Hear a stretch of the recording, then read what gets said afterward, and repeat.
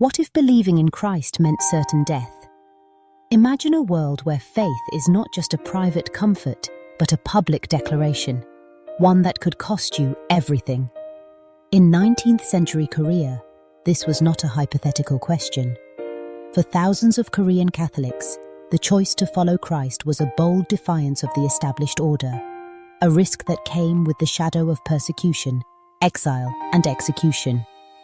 Their story is one of courage forged in the crucible of suffering, and of faith that refused to be extinguished, even when threatened by the most brutal of consequences. Korea, in the 19th century, was a nation tightly sealed against foreign influences.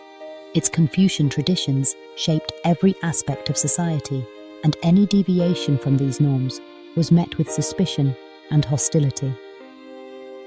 When the teachings of Christianity first arrived, smuggled in by scholars returning from China, the message was startlingly different from anything the land had known.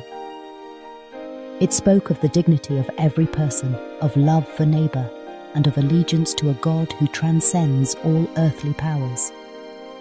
For some, these ideas were liberating. For the authorities, they were subversive, a threat to the social and political order. In this climate of fear and suspicion, the seeds of faith took root. Among those who embraced the new faith was Andrew Kim Taegon. Born in 1821 to a family of converts, Andrew's father, Ignatius Kim, was himself martyred for his faith. From an early age, Andrew learned that to be a Christian in Korea was to walk a perilous path. Yet rather than shrinking from this reality, he leaned into it. Inspired by the courage of the first believers, Andrew felt called not just to live as a Christian, but to serve as a priest, a vocation that demanded even greater risk. The journey to priesthood was arduous. Because there were no native priests in Korea, Andrew traveled clandestinely to Macau to study and prepare. He faced hunger, loneliness, and the constant threat of betrayal.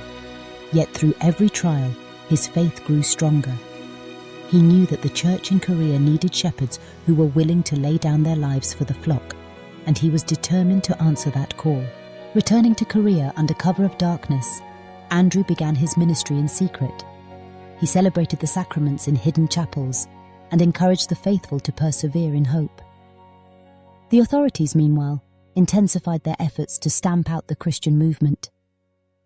Homes were raided, families torn apart, and believers forced to